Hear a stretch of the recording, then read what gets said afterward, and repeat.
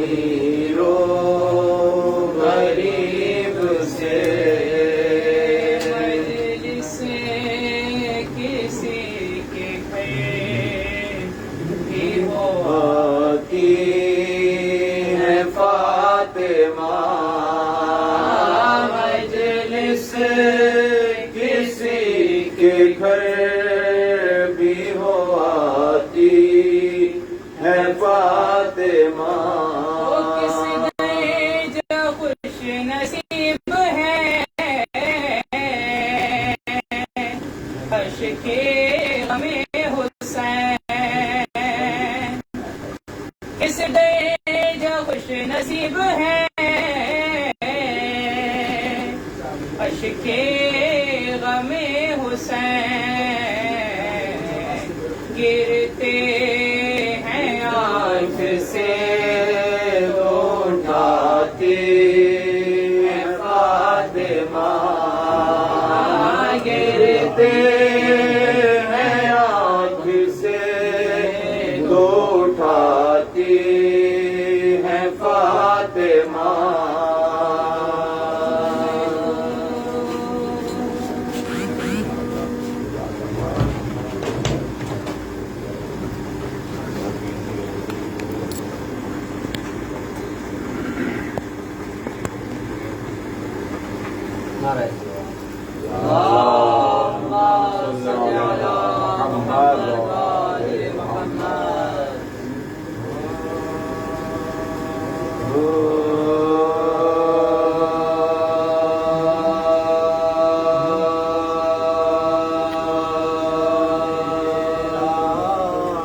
کوئی کیا سمجھے گا یہ بھید کوئی کیا جانے گا یہ راز کوئی کیا سمجھے گا کوئی کیا جانے گا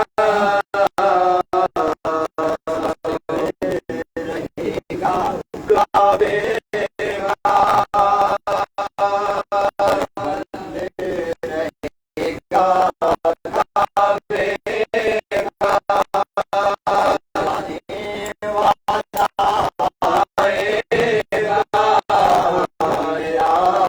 کوئی کیا سمجھے گا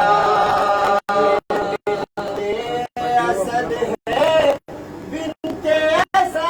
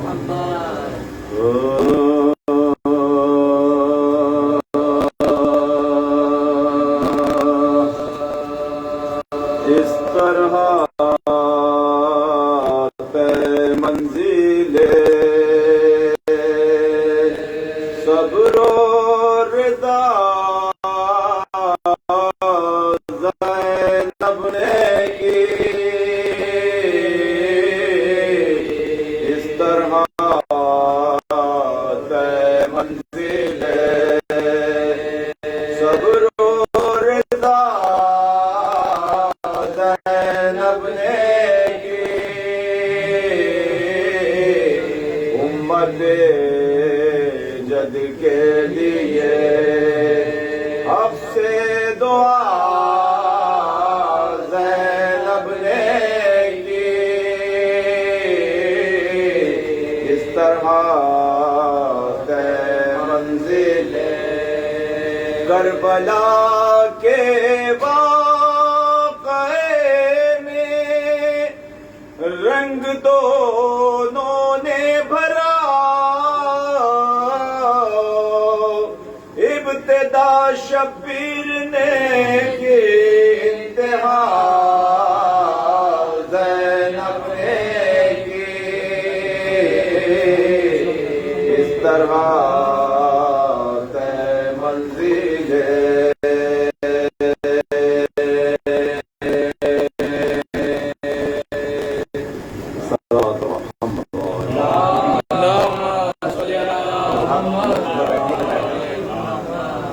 جو حضرات باہر بیٹھے ہیں وہ تشریف لے آئیں. مجلس کا آغاز ہو چکا ہے. ایک سلام کے کچھ اشعار پیش خدمت ہیں، سماعت فرمائیں.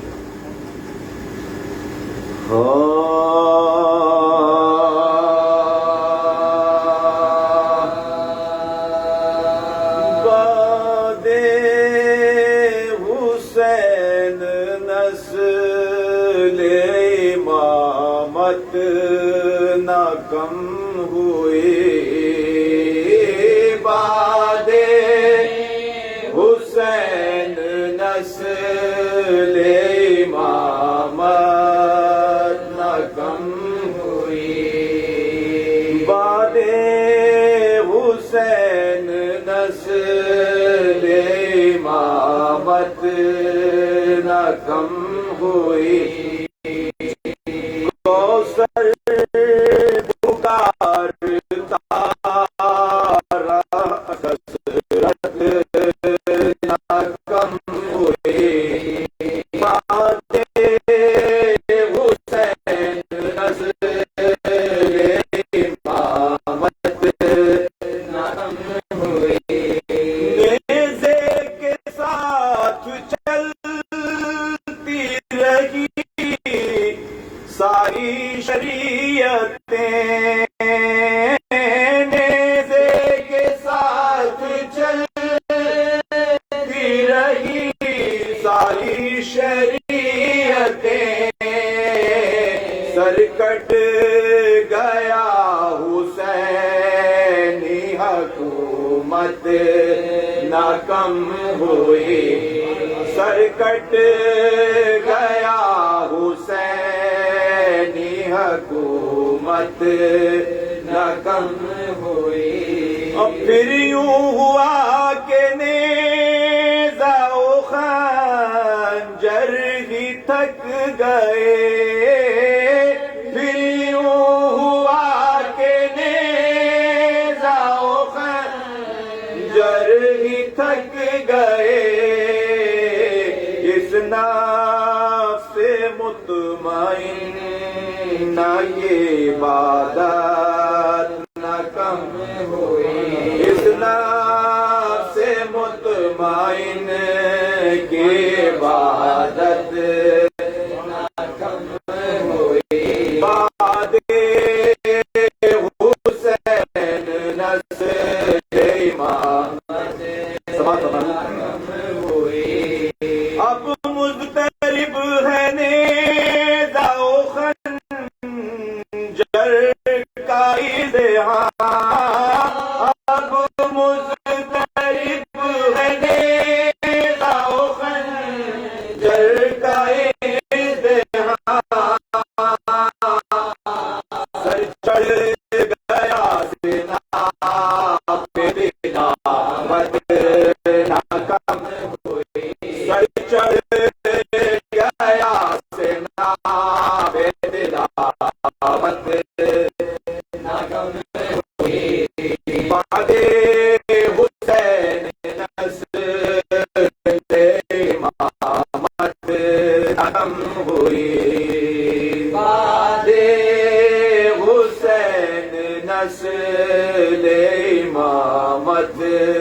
نہ کم ہوئی. کس درجہ سو کے خزانے ہے کربلا. کس درجہ سو کے خزانے ہے کربلا. صدیوں سے لٹ رہی ہے یہ دولت نہ کم ہوئی. صدیوں سے لٹ رہی ہے یہ دولت نہ کم ہوئی. باد حسین نسل امامت نہ کم ہوئی. تاریخ کہہ رہی ہے یہ بات کہ تھے رات دن. تاریخ کہہ رہی ہے کہ پاتے تھے رات دن. آیت بتا رہی ہے سخاوت نہ کم ہوئی. آیت بتا رہی ہے سخاوت نہ کم ہوئی. باد حسین نسل امامت نہ کم ہوئی. روٹی کے بدلے اور کبھی نفس کے روٹی کے بدلے اور کبھی نفس کے اس گھر سے کبریا کی تجارت نہ کم ہوئی. اس گھر سے کبریا کی تجارت نہ کم ہوئی. خط نظر پہ ٹھہری ہوئی ہے سپاہ شام. خط نظر پہ ٹھہری ہوئی ہے سپاہ شام. عباس کب کے جا چکے ہیں بت نہ کم ہوئی. عباس کب کے جا چکے ہیں بت نہ کم ہوئی. عرضی تھی صدیوں پہلے جو پیاسے کو دیکھ کر. صدیوں پہلے جو پیاسے کو دیکھ کر اب تک بھی موج آپ کی دہشت نہ کم ہوئی. اب تک بھی موج آپ کی دہشت نہ کم ہوئی. سجاد کے بدن پتے ہیں کی ہیں بیڑیاں. سجاد کے بدن پتے ہیں کی ہیں بیڑیاں. قیدی ہوئے لہو کی حرارت نہ کم ہوئی. باد حسین نسل امامت نہ کم ہوئی. گہرا ہے زخم اتنا تبسم کے وار کا. گہرا ہے زخم اتنا تبسم کے وار کا. سے حرملا کی اذیت نہ کم ہوئی. صدیوں سے حرملا کی اذیت نہ کم ہوئی. اے نیزائے ستم ستم پا ضمانت حسین کے ہے، ستم پہ عظمت حسین کے، قرآن تیری ایک بھی آیت نہ کم ہوئی، قرآن تیری ایک بھی آیت نہ کم ہوئی۔ ہر سال سر پٹاتی ہیں دنیا کی بندشیں، ہر سال سر پٹاتی ہیں دنیا کی بندشیں،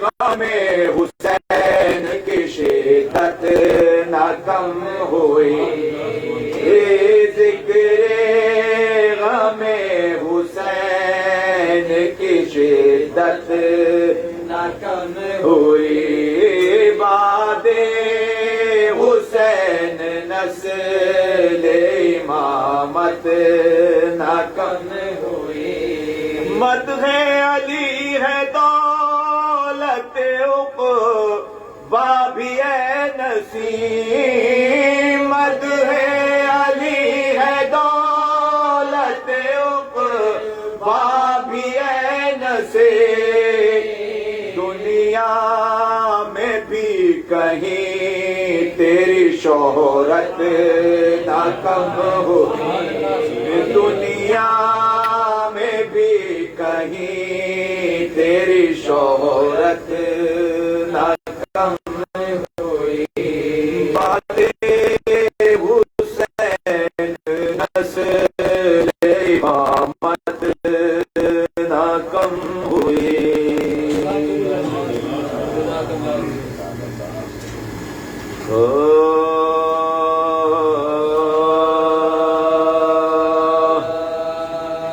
ایک روز کے راستے پر جو شیری کا رہا گھر، خواب اس نے یہ دیکھا کہ حسین آئے ہیں بے سر، اور خون میں ڈوبے ہیں کھڑے صحن کے اندر، کہتے ہیں کل آؤں گا تیرے گھر میں مقرر، وعدہ تیرا لایا ہے مجھے کربلا سے، ہم آئے ہیں پیاسے ہی چلے جائیں گے پیاسے، ایک بات میں کہتا ہوں سے بلانا، بچے میرے پیاسے ہیں انہیں پانی پلانا، سجاد سے کہنا کہ نہ تم غصے میں آنا، دادا کی طرح صبر سے گردن کو بندھانا، آدھا جو کریں ظلم نہ گھبرائیو بیٹا، لے جائیں جدھر ساتھ چلے جائیو بیٹا، ایک روز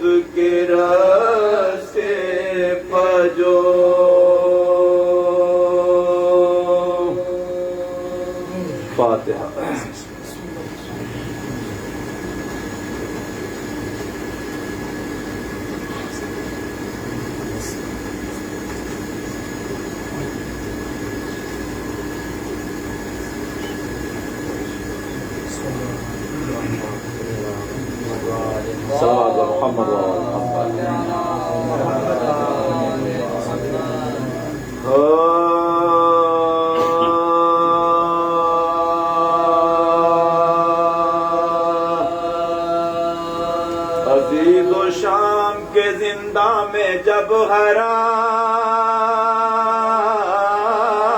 آئے، عزیز و شام کے زندہ میں جب حرام آئے، عجیب شان سے وہ کشتا ہے علام آئے، حیا کے مارے کئی گردنوں میں قدم قدم پہ اٹھائے غم و علام، قدم قدم پہ اٹھائے غم و علام، بلا کشوں نے مکہ رہنے کو پایا تھا، بجز فلک نہ شجر کا بھی کوئی فلک نہ شجر کا بھی کوئی قید خانہ وہ ذریت رسول خدا، سوائے کجرویے چرخ اور کہے گزر کے دن جو شب آئی تو اور سکینہ رو کے پکارے کدھر گئے بابا، سکینہ رو کے پکارے کدھر گئے بابا، تیرے گھر میں میری جان نکلی جاتی ہے، نہ نیند آتی ہے مجھ کو نہ موت نہ نیند آتی ہے مجھ کو نہ موت آتی ہے، کوئی ذرا میرے بابا سے کہہ دے یہ جا کر سکینہ مرتی ہے حضرت کو کچھ نہیں خبر، چلے گئے ہیں چچا جان میرے ذرا سکینہ کا احوال دیکھیں تو، ذرا سکینہ کا احوال دیکھیں تو، پڑی ہوں خاک پاؤ تکیا ہے اور نہ بیستر ہے، لہو سے کانوں کے کرتا ہمارا لہو سے کانوں کے کرتا ہمارا بلائیں لے کے یہ کہتی تھی بانوے پرغام، ہماری گود میں آؤ سنائیں تو کو ہم، وہ رو رو کہتی تھی اماں تمہیں خدا کی قسم، ہمارے کھانوں کو دیکھو تو کس قدر ہے ورا، ہمارے کانوں کو دیکھو تو کس قدر ہے ورا، گلے کے درد سے کس طرح مجھ کو دے بس اب دعائیں کرو تم سکینہ بس اب دعائیں کرو تم سکینہ جائے، یہاں تو خانہ زندہ میں تھا یہ حشر آیا، محل میں ہند نے جس دم سنی صدا فغاں، خواص خاص سے اس نے کیا یہ رو کے بیان، کسی سے پوچھو تو ان قیدیوں کا گھر ہے کہاں، وہاں سے ان کے کلیجے کے ٹکڑے ہوتے ہیں، اور یہ کون مر گیا کس کو یہ لوگ روتے، یہ کون مر گیا کس کو یہ لوگ روتے ہیں، جھکا کے سر کو پکار پکاری سنی تھی کل، جو خبر وہ کس زبان سے کروں عرض کانپتا ہے جگر، خدا یہ جھوٹ کرے بہر احمدو ہے، سنا ہے کٹ گیا تن سے کسی حسین، سنا ہے کٹ گیا تن سے کسی حسین،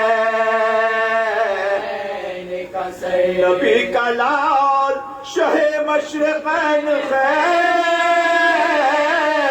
سے ہو، خدا کرے میرا آقا حسین خیر سے ہو، خدا کرے میرا آقا حسین خیر سے ہو، عزیز و شام کے زندہ میں جب حرام آئے،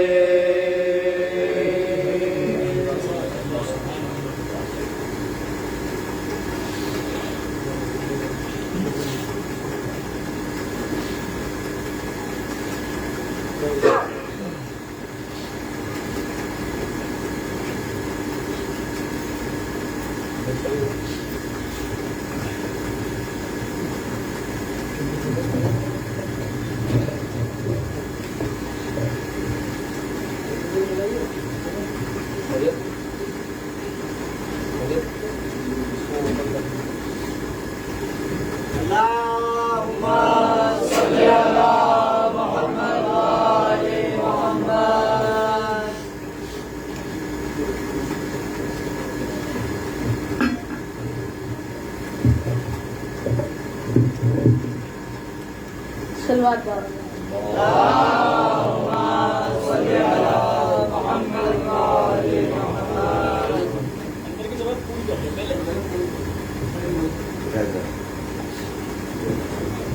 ایک مطلب چند شعر پیش کرنا چاہتا ہوں۔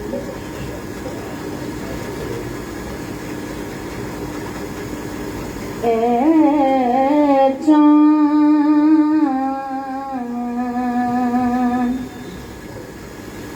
کربلا کے تو نے تو دیکھے ہوں گے، اترے تھے اس زمین پر عرش بری کے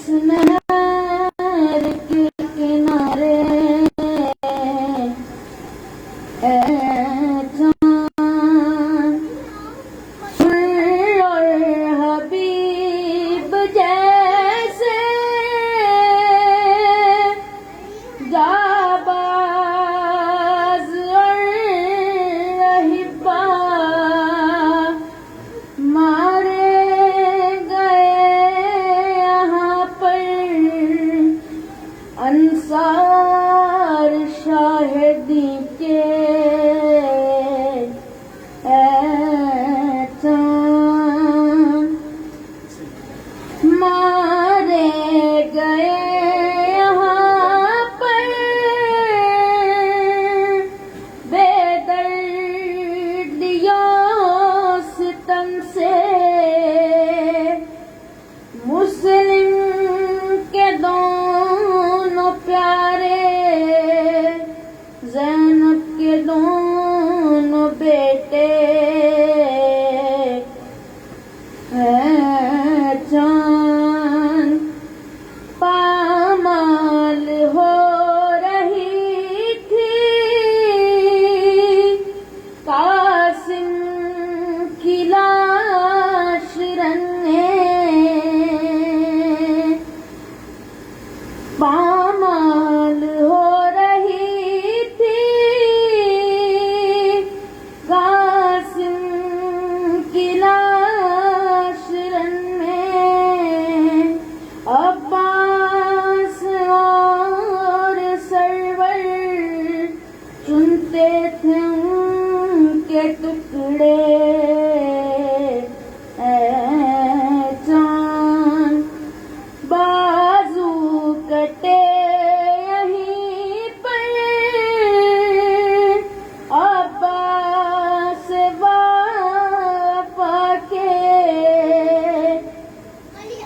اذن وغا نہ پایا پانی بھی لا نہ پائے اے چاند پانی پلانے لائے ایک محلقہ کو سرور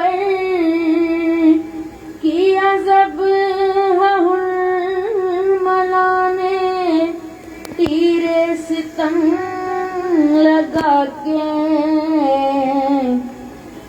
اے چاند کربلا کے تو نے تو دیکھے ہوں گے اترے تھے اس زمین پر عرش بری کے تاج اے چاند جزاک اللہ.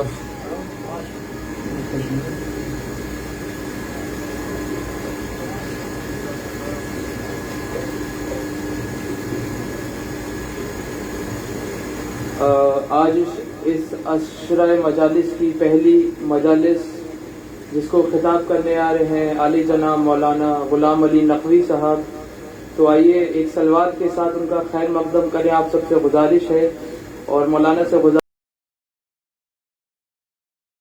ہے کہ تشریف لائیں، اور آپ سب سے گزارش ہے کہ ایک سلوات کے ساتھ ان کا خیر مقدم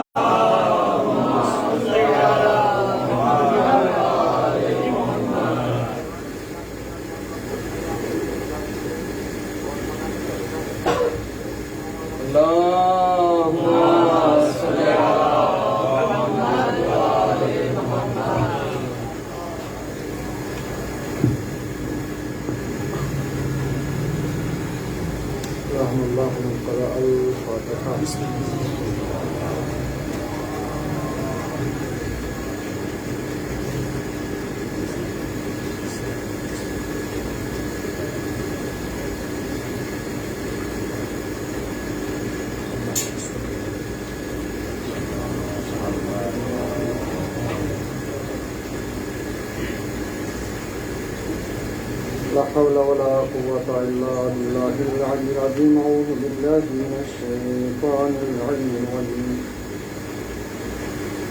بسم الله الرحمن الرحيم. الحمد لله رب العالمين. الصلاة والسلام على سيد الأشرف الأنبياء والمرسلين خاتم النبيين سيد المرسلين مولانا مولا الثقلين جد الحسن والحسين أبا القاسم محمد. اللهم صل على محمد وآل محمد وعلى أهل بيته الطيبين الطاهرين المعصومين المظلومين. أما بعد، فقد قال الله تعالى في كتابه المجيد والقرآن الحميد وأصدق الصادقين وقوله الحق. بسم الله الرحمن الرحيم. إذا جاء نصر الله والفرق ورأيت الناس يدخلون في دين الله أفواجا صلوات الله اللهم صل على محمد وآل محمد. عزیزان محترم، سامعین کرام، عزاداران نصیب الشہداء، سالهای گزشتہ کی طرح امسال پر جشن مجالس سفر کی اس مہینے میں منعقد کیا جا رہا ہے.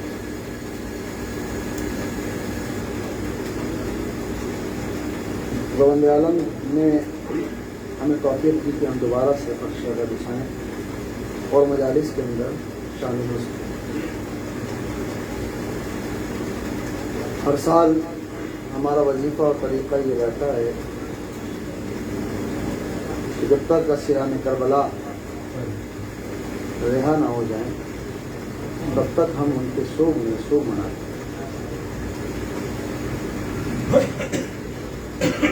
سوگ منانے کا ایک طریقہ یہ بھی ہے کہ انسان گھر میں بیٹھ کر روتا رہے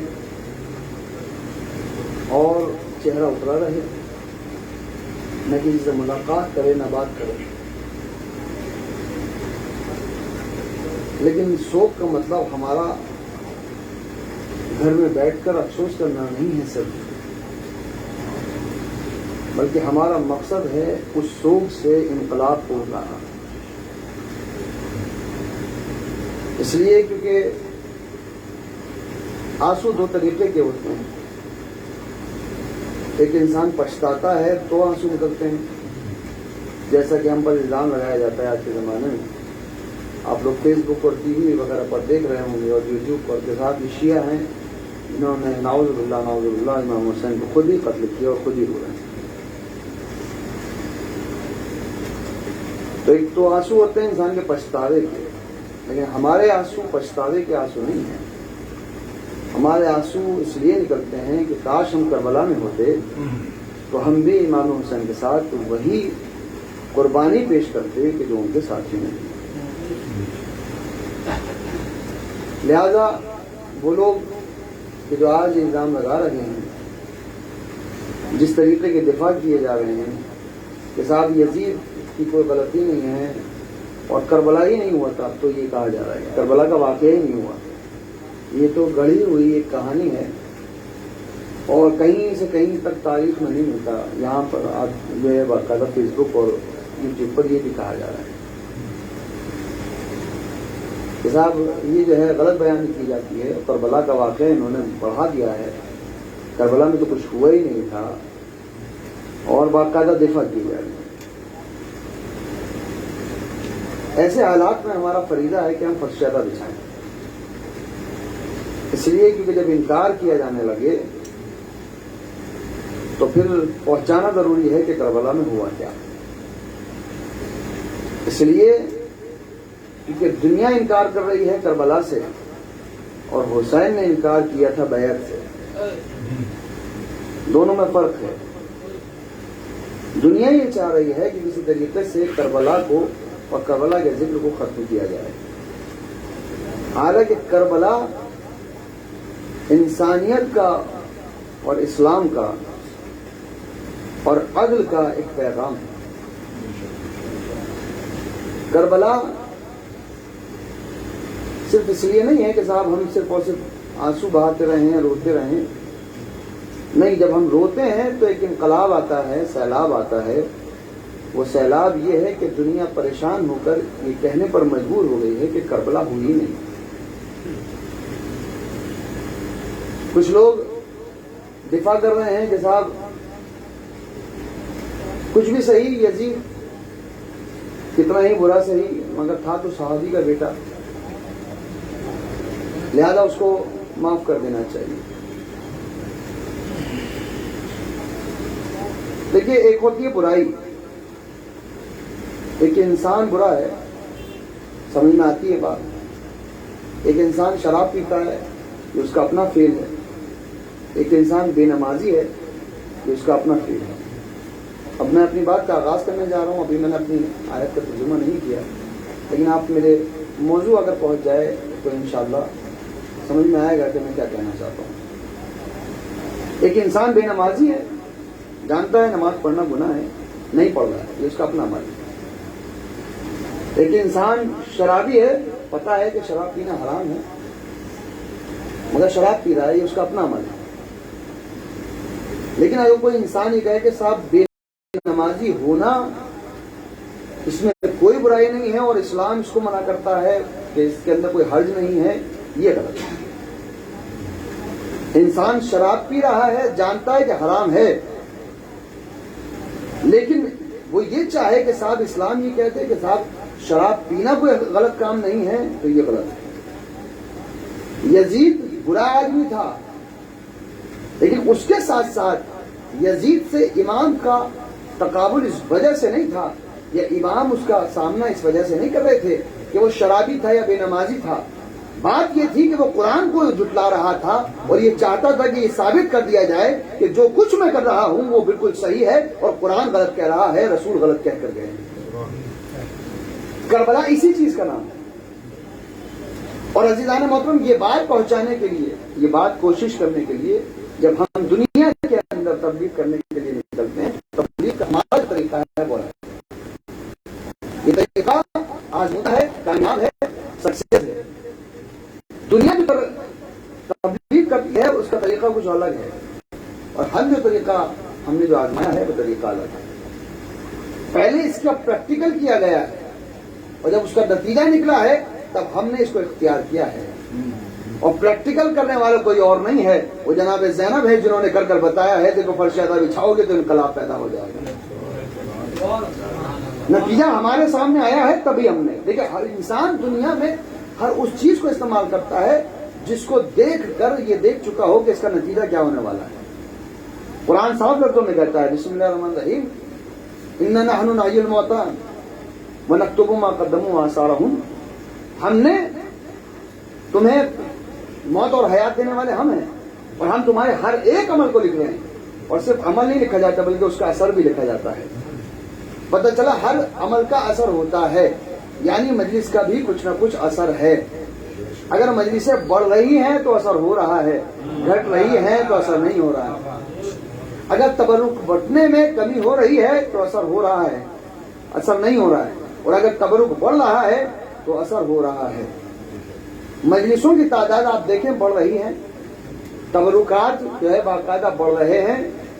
اب یہ لوگوں کی جرتیں بھی بڑھ رہی ہیں کہ کوئی تبرکات کو کہتا ہے کہ صاحب اس کو نہیں بنانا چاہیے یا تبرکات کے اندر اضافہ نہیں ہونا چاہیے۔ یہ جرتیں بڑھ رہی ہیں، جتنی جرتیں بڑھ رہی ہیں اتنی ہی ہمیں مجلسیں بھی بڑھانی چاہیے، اپنے بیانات بھی بڑھانے چاہیے، اس لیے کیونکہ جتنی مخالفت بڑھتی چلی جائے گی، یہ مخالفت یزیدیت ہے، اور جو اس کے سامنے آتا رہے گا اسے حسینیت کہا جاتا ہے۔ دیکھیں، ہمارا جو تقابل ہے وہ یزید سے نہیں ہے، ہمارا تقابل یزیدیت سے ہے، ہمارا تقابل شیطان سے نہیں ہے، ہمارا تقابل شیطانیت سے ہے۔ اس لیے کیونکہ شیطان کی بات کہیں ہم یا پھر یزید کی بات کہیں تو پھر صرف اور صرف کربلا تک بات ختم ہو جائے گی، لیکن ہم یزیدیت کی بات کیوں کرتے ہیں کہ جس دور میں بھی یزیدیت آئے گی اس زمانے میں، ہر زمانے کے اندر، ہر دور کے اندر ایک حسینیت آگے بڑھ کر کرتی رہے گی۔ جس طریقے سے حسین نے مقابلہ یزید کا کیا ہے اسی طریقے سے حسینی مقابلہ یزیدیت کا کرتے رہیں گے۔ ایک صلوات ہے محمد وعلی محمد۔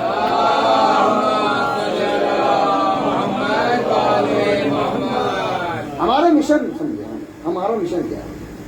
پروردگار عالم نے سورہ نصر 30واں پارہ میں نے جس کی تلاوت کا شرف حاصل کیا، پروردگار عالم نے ارشاد فرما رہا ہے بسم اللہ الرحمن الرحیم اذا جاء نصر اللہ والفتح، جب اللہ کی طرف سے مدد آئی تو کامیابی حاصل ہوئی۔ جو کامیابی ہے وہ صرف اور صرف اللہ کی طرف سے مدد آتی ہے تبھی حاصل ہوتی ہے۔ قرآن نے ارشاد فرمایا سورہ بقرہ میں بسم اللہ الرحمن الرحیم اولئک علی ھدی من ربہم واولئک هم المفلحون، جن کی اللہ ہدایت کرتا ہے وہی لوگ کامیاب ہوا کرتے ہیں، جن کی اللہ ہدایت نہیں کرتا وہ لوگ کامیاب نہیں ہوتے۔ پھر سورہ جمعہ میں ارشاد فرمایا بسم اللہ الرحمن الرحیم لا یہدی القوم الظالمین، اللہ جو ہے وہ جو قوم ہے، جو ظالم قوم ہے، اس کی ہدایت نہیں کرتا۔ پتہ چلا پورا قرآن بھرا ہوا ہے اس بات کے لیے، یہ بتانے کے لیے کہ دیکھو انسان اگر کامیاب ہے تو صرف اس وجہ سے ہے، کوششیں کرنے سے انسان کا کچھ نہیں ہوتا، صرف انسان کوشش کرتا رہے، جب تک اللہ کی مدد نہ آئے تب تک انسان کی کوششیں کامیاب نہیں ہوتی۔ مسجد بنا لیجئے، مسجد کے اندر جب تک اللہ کی رحمت نہیں آئے گی تب تک نمازی نہیں آئیں گے۔ سونی مسجدیں آج بھی دکھائی دیتی ہیں، وجہ کیا ہے؟ وجہ یہ ہے کہ نیت انسان کی بتا دیتی ہے کہ کس جگہ کو آباد کرنا ہے اور کس جگہ کو آباد نہیں کرنا ہے۔ انسان کی نیت جب ہوتی ہے، انسان دکھاوے کے لیے جب کوئی کام کرتا ہے، جب اسلام انسان دکھاوے کے لیے اختیار کرتا ہے تو پھر اس کا عمل نہیں ہوا کرتا۔ آج کے زمانے میں آپ کہیں گے صاحب مثال دیجیے، تو آپ دیکھیں افغانستان کے اندر مسلمان پہنچا اور علم اسلام لے کر پہنچا، لیکن کیا ہوا؟ لوگوں نے اس کو قبول نہیں کیا۔ وجہ کیا ہے؟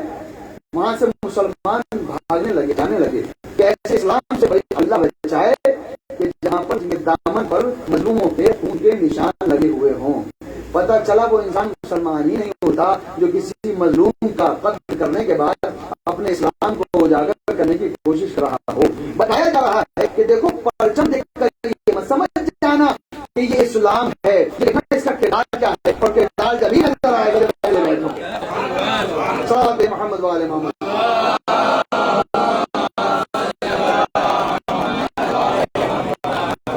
اگر پرچم پرچم ہے اور اس پر لا الہ الا اللہ محمد رسول اللہ اور یہ صاحب مسلمان ہے، ایسا نہیں ہے۔ کربلا کے اندر دونوں طرف مسلمان تھے، ادھر بھی مسلمان ادھر بھی مسلمان، نماز ادھر بھی ہے نماز ادھر بھی ہے، سجدے ادھر بھی ہیں سجدے ادھر بھی ہیں، لیکن ایک وہ ہے جو اپنا آخری سجدہ کر کے بتا رہا ہے کہ قیامت تک اس سجدوں کو بچا لوں گا۔ کیوں بتا رہا ہے؟ اس کا مطلب یہ ہوا، دیکھیے آپ کربلا سے ایک سبق لیں، سجدہ کرنا فضیلت نہیں ہے، نمازوں کی کثرت پڑھنا، نمازیں کثرت کے ساتھ پڑھنا یہ فضیلت نہیں ہے، سجدے میں پڑے رہنا یہ فضیلت نہیں ہے، نہیں، وہ سجدہ جس میں اثر نہ ہو ایسی نماز کا فائدہ کیا ہے؟ وہ سجدہ جس میں اثر نہ ہو ایسی نماز کا فائدہ کیا ہے؟ آپ نے پوچھے مولانا اثر کہاں سے دیکھیں؟ کہ جب نماز مجلس کی طرف کھینچنے لگے سمجھ جائیے نماز میں اثر ہے، اور جب عزاداری نماز کی طرف کھینچنے لگے تو سمجھ جائیے عزاداری میں اثر ہے۔ صلوات علی محمد وعلی محمد۔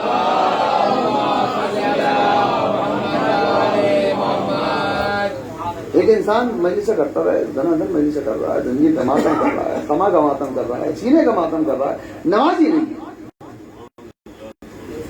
تو کیا فائدہ؟ اور انسان زندگی بھر سجدے میں پڑ رہا ہے اور فرش ادا پر نہ آتا ہو، اس کا مطلب یہ ہوگا کہ نماز میں اثر نہیں۔ آخری سجدہ امام کا بتا رہا ہے کہ ایسا سجدہ پیدا کرو، یہ جو دنیا میں سجدے ہو رہے ہیں کہ وہ میگنیٹ ہیں کہ جو اس لوہے کی طرف جا رہے ہیں کہ جس نے اپنا اسلام اور اپنا دین نمایا ہے۔ یہ صرف ایک سجدہ ہے کہ جو کائنات کے سجدوں کو کھینچ رہا ہے اپنی طرف، ورنہ تو کہاں سجدے ہوتے ہیں؟ اور بتانے والا ہوگا کہ سجدہ کیسے کیا جاتا ہے۔ سجدے آج کیوں ہیں؟ بھائی جو افغانستان کے اندر طالبان پہنچا ہے کہ وہ سجدے نہیں کرتے، کیا وہ نماز نہیں پڑھتے؟ لیکن آپ دیکھیں جب افغانستان پہلے کربلا پہنچا، افغانستان پہنچا ہے طالبان، تو سب سے پہلا کام اس نے کیا کیا؟ جتنے امام حسین کے نام کے پرچم کے سب اتروا دیے۔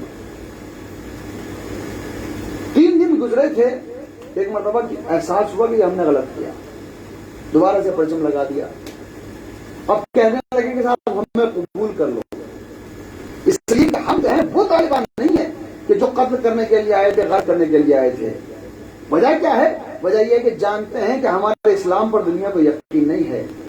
پتہ چلا جو حسین سے محبت نہ رکھتا ہو، نہ اس کا اسلام پہ یہ ایمان ہوتا ہے، نہ اس کا دنیا یقین کیا کرتی ہے۔ آپ نے پرچم اتار دیے، 30 دن لگا دیے گئے، اب دنیا یہ بھی کہہ رہی ہے کہ معاف کر دو، معاف کر دیا جائے۔ ہم کون ہوتے ہیں معاف کرنے والے؟ مان لیجئے آپ نے مجھے ایک ریپٹ لگایا، ایک تھپڑ لگایا، اور آپ ان سے کہنے لگے صاحب آپ معاف کر دیجئے، بھئی یہ کیسے معاف کرتے ہیں؟ معاف کرنے والا کون ہے؟ جو صاحب معاملہ ہے۔ معصومین نے فرمایا کہ جب تک صاحب معاملہ معاف نہ کر دے تب تک معافی نہیں ملتی۔ مثال میں آپ کی خدمت میں عرض کروں، حضرت رسول اکرم حضرت محمد مصطفیٰ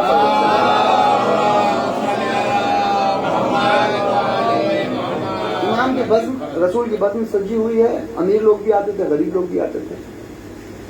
ایک جیسے علماء کے پاس آ کر امیر لوگ بھی بیٹھتے ہیں، غریب لوگ بھی بیٹھتے ہیں.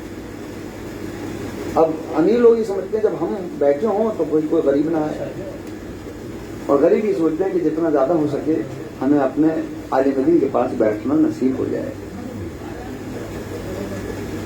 دیکھیے دولت کا ہونا ایک الگ بات ہے، دولت کے ساتھ ایٹیٹیوڈ ہونا ایک بہت بڑی بات ہے. تکبر انسان کو لے ڈوبتا ہے.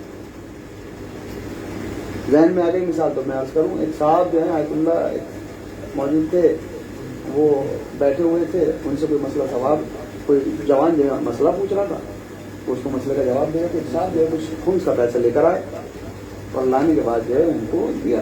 4-5 لاکھ روپے تھے. اب آج کے زمانے میں 4-5 لاکھ روپے خمس سے نکالنا بہت بڑی بات ہے. سوال بھیجے محمد والے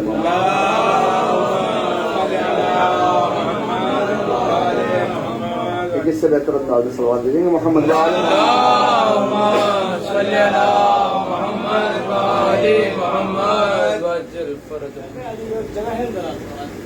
ایک اور سوال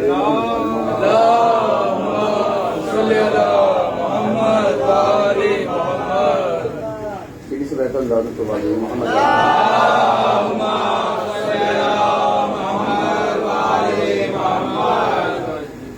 علماء کی بزم میں ہر طریقے کے لوگ آتے ہیں. امیر بھی آتا ہے، غریب بھی آتا ہے. ایک صاحب آئے اور آنے کے بعد آیت اللہ کے پاس حاضر ہوئے. آیت اللہ جو ہے جس نوجوان کو مسئلہ بتا رہے تھے، وہ خمس کا پیسہ لے کے آئے تھے. انہوں نے خمس کا پیسہ پیش کیا. آیت اللہ نے پوچھا کیا ہے؟ انہوں نے صاحب یہ خمس کا پیسہ ہے. انہوں نے اچھا ٹھیک ہے. انہوں نے اپنے شاگرد سے کہا لے جا کے رکھ دو. اور پھر یہ مسئلہ بتانے لگے. اب عوام یہ سوچتی ہے کہ صاحب جب ہم پیسہ لے کر جائیں تو پھر سب کچھ چھوڑ کر اور آپ لے کر آئیں. آپ خمس کا پیسہ لے کے آئیں، آپ نے ہماری نسلوں پر احسان کیا. لیکن جو عالم ہوتا ہے وہ پیسہ اور بیگ دیکھ کر کبھی امپریس نہیں ہوتا. اس لیے کیونکہ دولت پیسے کے پیچھے نہیں جاتی. پیسہ علم جو ہے دولت کے پیچھے نہیں جاتا. دولت جو ہے علم کے پیچھے نہیں جاتی. تو 2-3 لوگ ان کے ساتھ تھے. انہوں نے کہا کہ صاحب آپ نے دیکھا، انہوں نے تو آپ کو اہمیت بھی نہیں دی، آپ 4-5 لاکھ روپے خمس کا لے کر آئے. تو انہوں نے کہا کہ حضور میں کچھ عرض کرنا چاہتا تھا. ہاں بولو کیا ہوا؟ کہ صاحب میں نہیں کہہ رہا، یہ بات یہ میرے ساتھی کہہ رہے ہیں. میں خمس کا پیسہ اتنا سارا لے کر آیا، اکٹھا اتنا تو کوئی نکالتا بھی نہیں، اور میں نے آپ کو دیا اور آپ نے مجھ سے صاحب ان سے بات بھی نہیں کی. انہوں نے کہا حضور میری بات چل رہی ہے، یہ تو بات ختم ہو جائے، پہلے مسئلہ تو ختم ہو جائے. اور بات اہمیت کی ہے کہ آپ نے خمس نکالا تو مجھ کو کوئی احسان تو نہیں کیا. اور اپنے شاگرد سے کہا کہ میں جو ہے پیسہ لا کر واپس دے دو. اب وہ گھبرا گئے صاحب، مولانا آیت اللہ ناراض ہو گئے. تو انہوں نے کہا کہ نہیں آپ پیسہ لے کے جائیے اپنا. نہیں صاحب میں تو کہہ رہا تھا اور میں تو ایسی بات کر رہا تھا. نہیں آپ اپنا پیسہ لے کے جائیے. آپ پیسہ نکالنے کے بعد یہ سوچ رہے ہیں کہ آپ نے مجھ پر احسان کیا، آپ نے اپنا بوجھ میرے گلے میں ڈال دیا.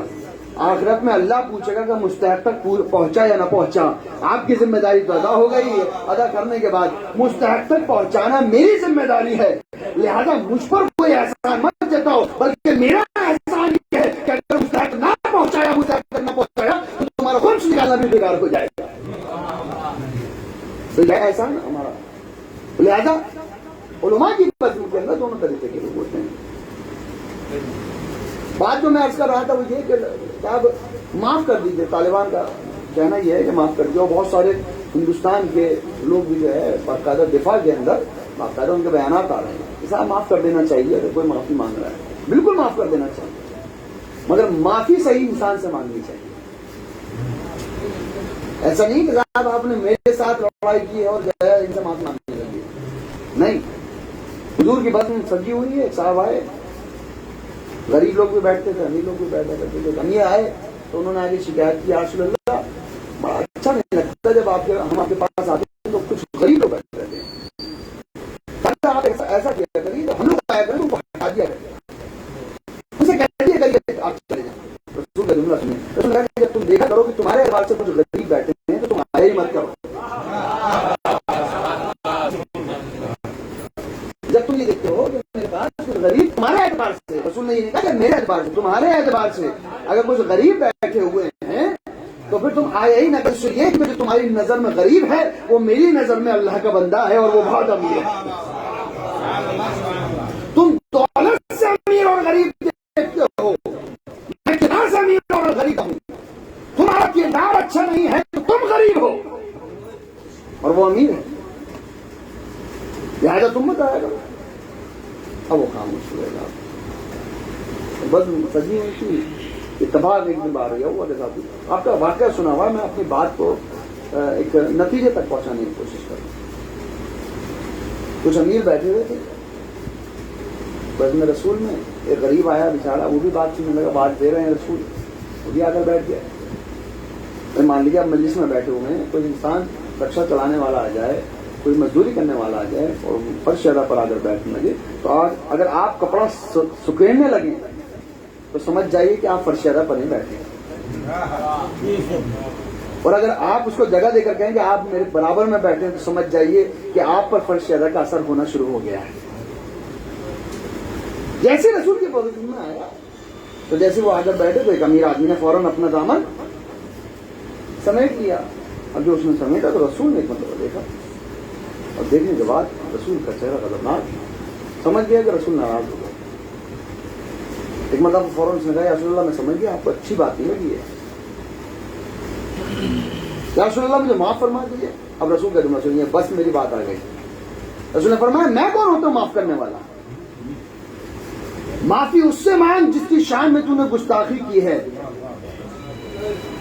جس کی شان میں تو نے گستاخی کی ہے. پتہ چلا رسول بتا رہے ہیں جب تک وہ صاحب معاملہ معاف نہ کر دے تو رسول کو بھی حق نہیں ہے کہ وہ معاف کر سکے. طالبان کہہ رہا ہے کہ آج معاف کر دو. ارے معاف کس کو کریں جب تک کہ ان شہیدوں کا جن کا تم نے خون بہایا ہے، جب تک ان کے خانوادے کے لوگ معاف نہ کریں گے تب تک معاف نہیں ہو سکتا. تو یہ تو چھوٹی سی مثال ہے. لوگ کہہ رہے ہیں کہ یزید کو معاف کر دو. اور ہم کون ہوتے ہیں؟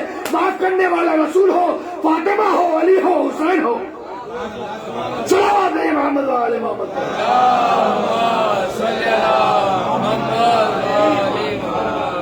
ہم کون ہوتے ہیں معاف کرنے والے؟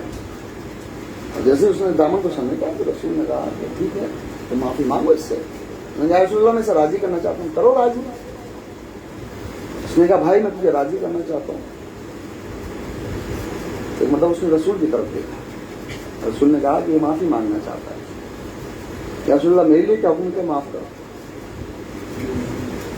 اس نے کہا میں معاف کر دیا. یا رسول اللہ میں سے راضی کرنا چاہتا ہوں. راضی کرو. تم کیسے راضی کرو گے؟ دیکھیے راضی ہونا بڑا مشکل کام ہے. دنیا میں سب سے مشکل ہے بندے کو راضی کرنا اور بڑا آسان ہے خدا کو راضی کرنا. بہت آسان ہے خدا کو راضی کرنا اور بڑا مشکل ہے بندے کو راضی کرنا. بندہ ناراض ہو جائے، روز آپ سوری بولتے رہیں، معافی مانگتے رہیں اور کہتا ہے صاحب میں کیسے معاف کر دوں، بہت بڑی بات ہے. اور پروردگار عالم کہتا ہے اے میرے بندے بس تو مجھے پکار کو دیتے ہیں یا سریع الرضا اغفر لمن لا یملک الا الدعاء. امام فرماتے ہیں سب سے زیادہ راضی جلدی ہو جانے والے اے میرے معبود، اے میرے پروردگار. بندہ ناراض ہوتا رہتا ہے اور اللہ کہتا ہے مجھے پکار کے تو دیکھ. یعنی انسان اپنے آپ کو خدا سے بھی آگے سمجھتا ہے کہ اللہ تو فوراً راضی ہو جائے اور بندہ بار بار نخرے دکھائے. تو ایک مرتبہ رسول نے کہا راضی کرنا چاہتا ہے راضی کر لے. اس نے کہا یا رسول اللہ میں اپنی آدھی دولت اس کو دینا چاہتا ہوں. تو اس بندے نے کہا، اس غریب نے کہا یا رسول اللہ مجھے اس کی آدھی دولت نہیں چاہیے. اسے لگا شاید کہ اسے کم لگ رہی ہے. اس نے کہا میں پوری دولت دینا چاہتا ہوں. رسول نے مسکرا کر پوچھا کیا تو راضی ہو جائے گا؟ یا رسول اللہ مجھے نہیں چاہیے. اگر دولت آنے کے بعد کوئی بندہ ایسا ہو جائے تو ایسی دولت سے مجھے محبت نہیں.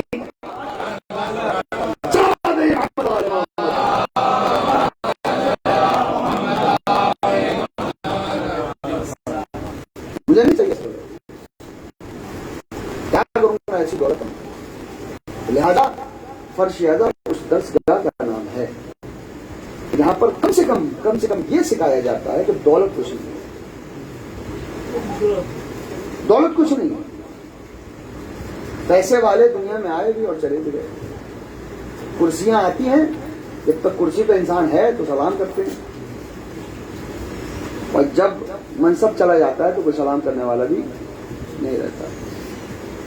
لیکن صاحب کردار وہ منصب مل جاتا ہے انسان کو کہ اس کا احترام اور اس کی عزت کی جاتی ہے. کربلا کا جو سبق ہے، کربلا کا جو درس ہے وہ یہی ہے. ایک وہ ہیں جو قرآن کے قانون کو ختم کرنا چاہتے ہیں، اور ایک وہ ہیں جو قرآن کے قانون کو بچانا چاہتے ہیں. ایک طرف حافظ قرآن ہے اور ایک طرف محافظ قرآن ہے. دونوں میں فرق ہے. حافظ قرآن کون ہوتے ہیں؟ کہ جو حفظ کر لے قرآن اسے حافظ قرآن کہا جاتا ہے، اور قرآن سمجھ کر قرآن پر عمل کرنے والے کو محافظ قرآن کہا جاتا ہے. ہمارے پاس قرآن ہے، گھروں میں ہے، طاق میں رکھا ہوا ہے، 30 اور 40 میں بانٹا بھی جاتا ہے. آپ سوچئے یہ شاید ایک نئی فکر ہو، اور اگر آن لائن جا رہی ہے مجلس تو وہ بھی سنیں. 40 میں 500 قرآن بانٹ دیے. ایک یہ طریقہ ہے. اور ایک طریقہ یہ ہے کہ ساتھ ایک کلاس رکھی گئی جو مرحوم کے سالہ ثواب کے لیے ہے، جس میں وہ لوگ آئے جنہوں نے قرآن نہیں پڑھا رکھا ہے وہ قرآن سیکھیں. تو قرآن جو لے کر 40 منٹ ہے وہ گھر رکھ دے گا، اور جو کلاس میں آئے گا جب تک قرآن پڑھتا رہے گا تب تک مرحوم کو سوال دیتا رہے گا. دونوں کا طریقہ ہے. ہم اس طریقے سے قرآن، اب دیکھیے اگر میں اس بچے سے بھی پوچھوں تو یہ کہے گا، میں پوچھوں اس سے زیادہ دنیا کی سب سے اچھی کتاب کون سی ہے، کہے گا قرآن میں. اس سے پوچھا ہے قرآن کی فضیلت کیا ہے، کہ میں نے کہا قرآن کی فضیلت کیا ہے، پوری دنیا کا علم اگر موجود ہے تو قرآن ہے. ہر خوش کو تر قرآن کے اندر موجود ہے. میرا سوال یہ ہے کہ جب سب کچھ قرآن میں ہے تو ہم پریشان کیوں ہیں؟ میں پریشان کس وجہ سے؟ کیا ہو گیا؟ کرونا وائرس آتا ہے تو ہم پریشان کیوں ہیں؟ ہم کہتے ہیں کہ صاحب ہر چیز کا علاج قرآن کے اندر ہے، تو علاج کرتے کیوں نہیں؟ وجہ کیا ہے کہ قرآن کا رکھنا انسان کا فریضہ نہیں ہے، قرآن کو سمجھنا انسان کا فریضہ ہے. علامہ اکبر صاحب نے ایک مثال دی تھی، وہ کہتے تھے کہ صاحب ہمارا دعویٰ یہ ہے کہ صاحب قرآن ہماری کتاب ہے، قرآن کے اندر ہر کچھ پایا جاتا ہے. کہنے وجہ ہے انسان کو اس طریقے سے ہے کہ جیسے کسی صاحب کے دادا دنیا میں سے چلے جائیں، سب وقت ہے اس کے بڑا سا صندوق لے جائیں، اور صندوق کے اندر لگا ہو تالا، اور اس سے کہیں کہ بیٹا اس کے اندر اتنا سادہ خزانہ ہے کہ اگر ایک مریض تم بیچ دو تو پوری دنیا کو خرید لو گے. اور وہ صاحب جو ہے وہ روزانہ اسی بات کا وظیفہ پڑھتے ہیں کہ صاحب میرے پاس اتنی دولت ہے کہ اگر میں چاہوں تو پوری دنیا کو خرید لوں. میں چاہوں تو صاحب میں اتنی دنیا کو خرید لوں، اتنی پراپرٹی خرید لوں، اتنی ملکیت خرید لوں، بس آپ سے گزارش ہے کہ شام کا کھانا کھلا دیجیے. اچھا آپ 100 روپے ادھار دے دیجیے. آپ پوچھیں صاحب آپ کے پاس اتنی دولت ہے تو آپ ہم سے 100 روپے کیوں مانگے ہیں؟ صاحب دولت تو ہے مگر پھر بھی خرچے کے لیے پیسے چاہیے. کیا ہو آپ جب دولت ہے تو پھر آپ ہم سے کیوں مانگ رہے ہو؟ کہ حضور دادا نے سب کچھ تو دے دیا مگر اس کی چابی نہیں دی، جو خزانہ اس کے اندر ہے اس کی چابی نہیں دی. کہنا صاحب چابی کہاں سے ملے گی؟ کہا صاحب یہ تو دادا اگر راضی ہوتے، دادا اگر راضی ہوتے اور تم سے محبت کرتے اور تمہیں محبت ہوتی تو دادا کو راضی کر کے لے لیتے. اس کا مطلب یہ ہوا جب تک بزرگ راضی نہ ہو تب تک چابی نہیں ملا کرتی. تو رضا کے لیے ضروری کیا ہے؟ قل لا اسألکم علیہ اجرا الا المودۃ فی القربى. قرآن کو سمجھنا ہے تو اہل بیت کی محبت دل میں ہونی چاہیے. اگر اہل بیت کی محبت نہیں ہے تو نہ قرآن سمجھ میں آئے گا نہ اسلام سمجھ میں آئے گا. صلوات محمد وعلی محمد.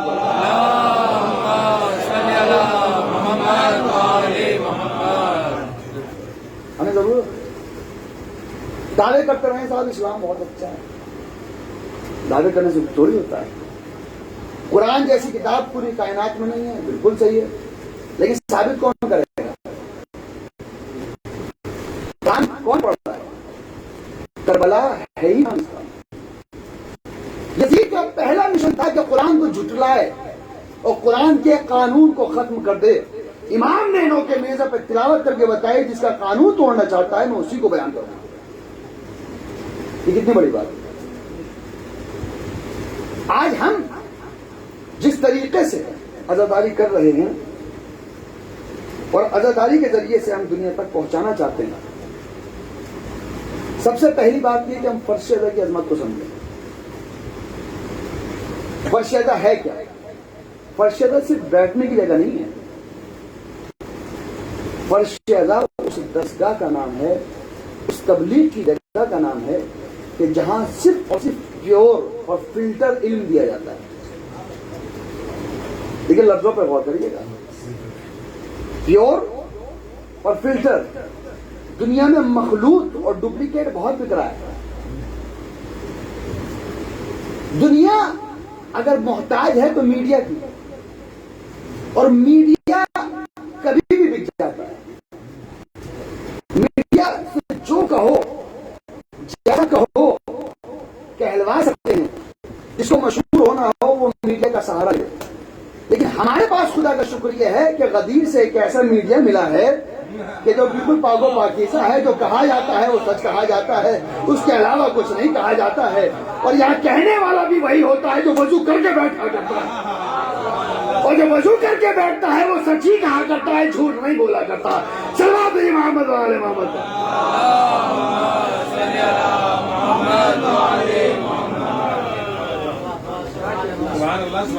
اس ممبر پر بیٹھ کر دیکھیے، جب قرآن کے قانون کو توڑا جانے لگے، یزید کا دور، میرے نوجوانوں کے لیے میری بات سنیں، بزرگ مجھ سے زیادہ جانتے ہیں، یزید کے دور میں باقاعدہ طریقے سے پیش نماز جگہ جگہ نماز پڑھاتے تھے۔ اب سوچیے کیسا اسلام ہوگا۔ اور ان میں سے کچھ لوگ ایسے تھے کہ جو مون میں ہوا کرتے تھے بغیر وضو کے بھی نماز پڑھاتے تھے، اور بغیر وضو چھوڑیے بغیر غسل کے بھی نماز پڑھاتے تھے۔ اور نماز پڑھانے کے بعد دیکھیے، جب کوئی انسان غلط کام کرتا ہے تو اس کا گواہ کوئی نہ کوئی بن جاتا ہے، جس کو پتا ہوتا تھا کہ اس نے آج بغیر غسل کے نماز پڑھائی ہے، جیسے وہ پلٹتا تھا کہتا تھا آج مجھے پتا ہے آپ نے بغیر غسل کی نماز پڑھائی۔ اچھا، حیرت اس بات پہ نہیں ہے، حیرت تو یہ ہے کہ یہ کیسا مسلمان تھا کہ اس نے بھی پڑھ لی۔ اب اس کے بعد پتا کیا کہتا ہے؟ اس کے بعد یہ کہتا ہے مجھے پتا ہے آج آپ نے جو ہے بغیر غسل کی نماز پڑھائی، اب میں لوگوں کو پبلک میں سب کو بتا دوں گا۔ تو پیش نماز کہتا تھا یہ بتا تجھے چاہیے کیا؟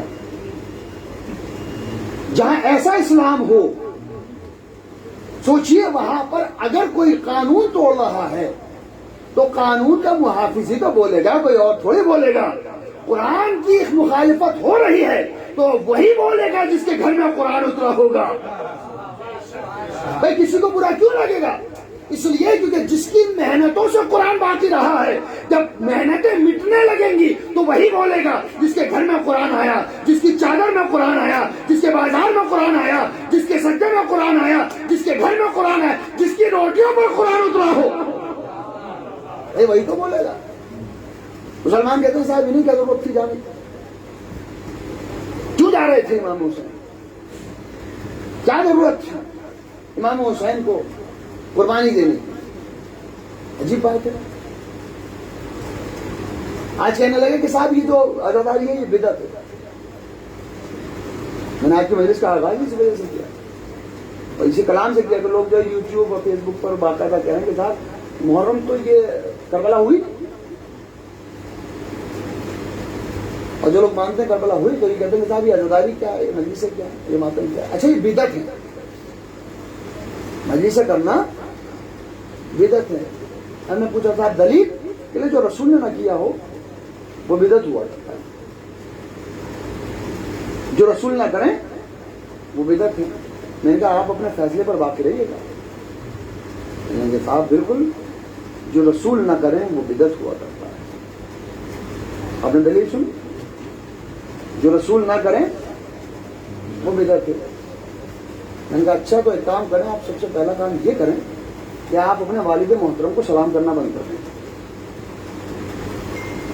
کیوں؟ اس لیے کہ رسول نے کبھی سلام نہیں کیا اپنے والد صاحب کو. کیا صاحب کیسی بات کر رہے ہیں؟ ان کا وجہ یہ ہے کہ جب رسول دنیا میں آئے تو والد صاحب تھے نہیں.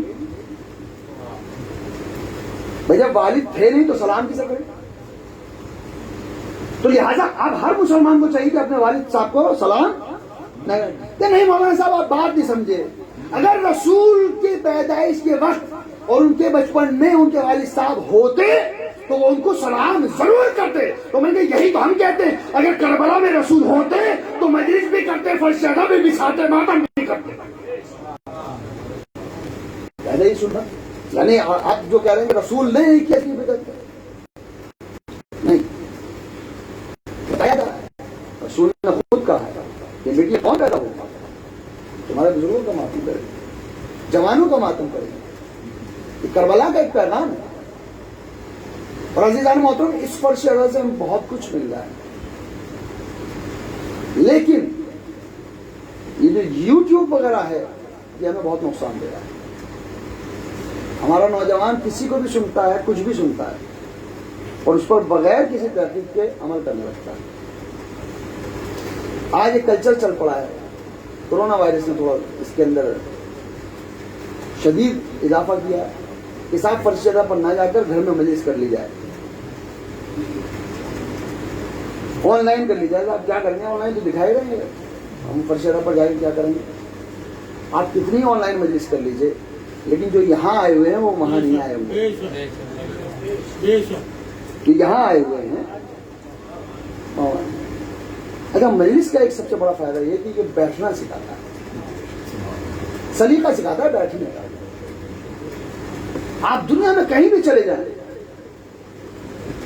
جس طریقے سے فرش شہدا پر بیٹھنا سکھاتا ہے وہ کہیں اور نہیں سکھاتا.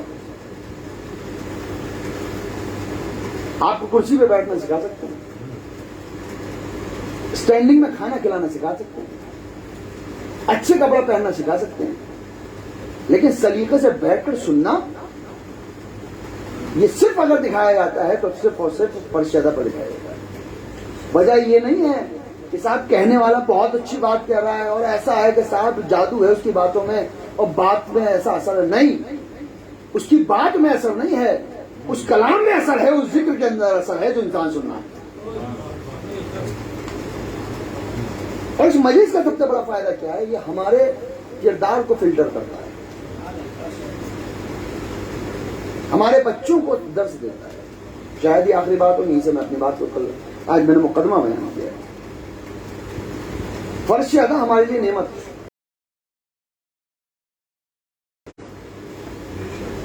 اور ہمارے بچوں کو وہ سکھا رہی ہے جو پوری دنیا میں کوئی کہیں نہیں سکھایا جاتا. ہماری مائیں جب بچہ بولنا شروع کرتا ہے تو ماں یہ نہیں سکھاتی کہ تمہارے باپ کا نام کیا ہے, تمہاری ماں کا نام کیا ہے. یہ سکھاتی ہے بیٹا یا حسین کہو.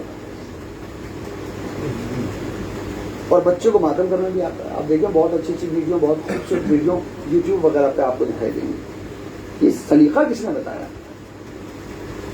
یہ آغوش مادر کی تربیت ہوتی ہے جو انسان کو امام حسین کا ذکر کرنا سکھاتی ہے. اب دیکھیے میں آپ کو مثال دیتا ہوں, یہیں سے میں انشاءاللہ مسائل کی طرف جاؤں گا. فرش شہدا کا سب سے بڑا اور سب سے بڑی نعمت یہ ہے کہ فرش شہدا انسان کے اندر سے کنجوسی بخالت کو نکال دیتی ہے اور سخاوت کو اس کے اندر پیدا کرتی ہے. جو انسان پورے سال کسی کو نہ کھلاتا ہو, جب مجلس کرتا ہے کہ یہی دعا کرتا پروردگار آج میرا تبرک بچ نہ جائے. یہ کیا ہے؟ نام کیا پہنچا, میں نے دیکھا ایک چھوٹا سا بچہ وہاں پر موجود ہے. بچے کے ہاتھ میں کھانے کی کوئی چیز تھی, بسکٹ تھا, چپس تھا, بسکٹ کا پیکٹ مانی. میں نے اس بچے سے کہا بیٹا اس میں سے ایک بسکٹ دے دو. بچے نے کہا میں تو نہیں دوں گا. بچے کی فطرت ہے جو چیز اس کے پاس ہو آپ اس سے مانگیے, وہ نہیں دیتا. میں نے کہا بیٹا یہ بسکٹ کا پیکٹ ہے, میں نہیں دوں گا. میں نے کہا بیٹا اس میں زیادہ بسکٹ دے دو, کہا میں نہیں دوں گا. اب جیسے میں نے اس کی والدہ کی طرف دیکھا تو والدہ نے کہا مولانا صاحب میں دلواتی ہوں آپ کو. میں نے کہا وہ کیسے؟ اس نے بچے سے کہا کہ آؤ بیٹا مجلس کر لیتے ہیں, آؤ بیٹا مجلس کر لیتے ہیں. ایک نوحہ پڑھا, نوحہ پڑھنے کے بعد بچے سے کہا کہ تبرک بانٹ دو. جو ایک بسکٹ کسی کو نہیں دے رہا تھا اس نے پورا پیکٹ بانٹ دیا اور اپنے لیے کچھ بھی نہ بچایا. تو میں نے اس سے پوچھا بیٹا ابھی تک تم دے نہیں رہے تھے, آخر میں بانٹ نہیں سکا. تمہیں نہیں پتا ماں نے بتایا ہے کہ حسین کے نام پر بانٹنا سیکھو. جو حسین کے نام پر بانٹا کرتا ہے اس میں اضافہ ہوا کرتا ہے. لہذا انسان سمجھے تو کہ اس فرش سے ہمیں مل کیا رہا ہے. ہمارے بچوں کو کم سے کم کچھ نہیں تو دنیا میں بانٹنا سکھایا جا رہا ہے. اور سب سے بہترین صحبت ملتی ہے تو صرف حضرت فرش پر. میں اکثر ایک بات کیا کرتا ہوں, دنیا میں دوست آپ کو فرینڈس بہت مل جائیں گے.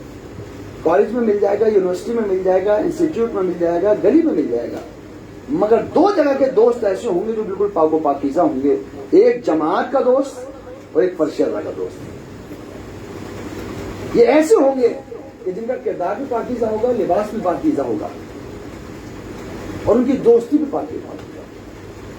لہٰذا جب اللہ کی مدد آتی ہے تو انسان کو اچھے دوست بھی ملتے ہیں اور اچھی جگہیں بھی جانے کا انسان کو نصیب ہوا کرتا ہے. یہ جو آپ مجلس میں آئے ہیں یہ اللہ کی مدد ہے آپ کے ساتھ. آپ آئے نہیں ہیں, آپ کو بلایا گیا ہے. اس لیے کہ ہر انسان مجلس میں نہیں جایا کرتا, ہر انسان مجلس کراتا بھی نہیں, ہر انسان کا پیسہ مجلس میں لگایا بھی نہیں جاتا. اس لیے کیونکہ اس لائق ہونا چاہیے کہ وہ قبول کر سکیں. ضروری ہے. میں اکثر یہ بات کیا کرتا ہوں, جمعے میں بھی کئی بار میں نے عرض کیا ہے کہ جس طریقے سے ہم اپنے بچوں کو باقاعدہ ہل اسٹیشنز وغیرہ دکھانے لے جاتے ہیں, گھمانے لے جاتے ہیں کہ بیٹا دیکھو یہ ہل اسٹیشن ہے اور یہ اچھی جگہ ہے, میں اکثر یہ کہا کرتا ہوں کبھی سنڈے یا سیٹرڈے مسجد اور امام بارگاہ بھی دکھانے لے جایا کرتے. اور جانے کے بعد جب امام بارگاہ اگر آپ دکھائیں گے تو بچہ پوچھے گا بابا یہ کیا ہے, تو آپ بتائیں گے ذریعہ امام حسین ہے, یہ ممبر ہے, یہ علم ہے, یہ محراب ہے. جب آپ بتائیں گے تو بچے کے علم میں اضافہ ہوگا. اسی طریقے سے فرش پر جب آئے گا بچہ تو نہ جانے کیا کیا, اور اس کو علم میں وہ اضافہ ہوگا کہ جو یہاں پر آنے کے بعد انسان کو وہ ملتا ہے جو کائنات میں کہیں اور نہیں ملتا.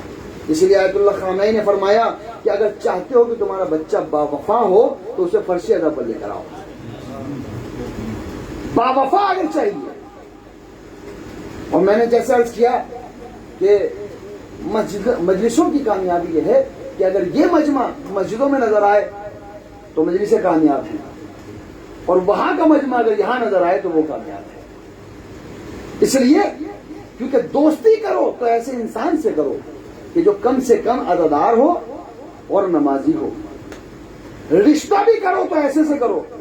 جہاں ہم دیکھتے ہیں نا کہ صاحب لڑکی کا رشتہ کرنا ہے تو مالدار ہونا چاہیے, پیسے والا ہونا چاہیے. آیت اللہ سیستانی نے کہا, آج مسئلہ جائے گا آپ تو جو مسائل میں دیکھ سکتے ہیں, آیت اللہ سیستانی فرماتے ہیں بیٹی اس گھر میں نہ دو نہ اس گھر سے لو جس گھر کے لوگ نمازی نہ ہوں. اسے پوچھا کیوں؟ ایسے کہ جس کو سجدہ کرنے کا سلیقہ نہیں آتا اس سے زندگی گزارنے کا سلیقہ آتا. ہمارا فریضہ ہے کہ ہم سمجھیں کہ کربلا کا پیغام کیا ہے. انشاءاللہ کل یہیں سے بات پھر سب رہے گی کربلا کیا ہے. میں اپنے نوجوانوں سے یہ بات کروں گا, مجلس سننا ثواب ہے, مجلس میں جانا ثواب ہے, لیکن آج کل ایگزام میں صرف 15 منٹ نکال کر اکیلے بیٹھ کر, میں صرف اکیلے کی بات کروں, اکیلے بیٹھ کر یہ سوچی کہ کربلا میں ہوا اور کیوں ہوا. اگر میرا نوجوان صرف یہ بات کی فکر کرنے لگے گا اس کو خود بخود جواب مل جائے گا کربلا میں ہوا. کربلا کے اندر کسی نے اپنا گھر قربان کیا. کربلا کے اندر نوجوان 18 سال کا اپنی جوانی کو قربان کیا. کربلا کے اندر ایک ماں نے اپنے 6 مہینے کے بچے کو اللہ کی بارگاہ کے اندر قربان کیا. کربلا ایک درسگاہ ہے. اولاد اسلام سے زیادہ نہیں, جوان اسلام سے زیادہ نہیں. عزیزو, انسان اسلام کو کتنا مانتا ہے اور کتنا سمجھتا ہے وہ انسان کی قربانیوں سے پتہ چل جاتا ہے. آج پہلی سفر ہے، لٹا ہوا قافلہ شام پہنچ گیا، شام آ گیا قافلہ، اور کس طریقے سے آیا آپ مجھ سے بہتر جانتے ہیں، علماء اکرام سے خطبہ سے سنتے رہتے ہیں۔ شام کی گلیوں میں قافلے کو پھرایا گیا، منادی ندا دے رہا ہے، حاضر ام کلثوم، حاضر زینب، حاضر سکینہ۔ اللہ اکبر۔ خدا ایسا کسی کو تعارف نہ کرائے، خدا ایسا تعارف کسی کا نہ کرائے۔ اللہ اکبر۔ یہ فاطمہ کی بیٹیاں ہیں کہ جن کو مکنوں چادر گلیوں اور بازاروں کے اندر گھمایا جا رہا ہے۔ اور عزیزوں، روایت یہ کہتی ہے ایک گلی میں ایک مرتبہ نہیں کئی مرتبہ لایا جاتا ہے، اور تماشا دیکھنے والے تماشا دیکھ رہے ہیں۔ اللہ اکبر۔ عزیزوں، اگر برداشت کر سکے تو ایک جملہ کہوں۔ ایک آیت اللہ گزرے ہیں مرزا شیرازی، نجف کے اندر ان کی مجلس ہو رہی تھی، مجلس ہوتے ہوتے اب جملہ اگر دل کو لگ جائے تو روئیے گا اور تصور کریے گا غربت کو۔ مرزا شیرازی کیا مجلس ہو رہی تھی، خطیب مسائل پڑھتے پڑھتے کہتا ہائے میری شہزادی اور شرابی کا دربار، ہائے میری شہزادی اور شرابی کا دربار، بس اتنا کہنا تھا۔ مرزا شیرازی کھڑے ہو گئے، کھڑے ہونے کے بعد کہتے ہیں اے خطیب ذرا رک جا، اس کا مجھے حق ادا کرنے دے۔ اور کھڑا ہونے کے بعد اپنے سر کا امامہ اتار کر سر کا ماتم کرنا شروع کیا۔ ماتم کرتے کرتے بے ہوش ہو گئے۔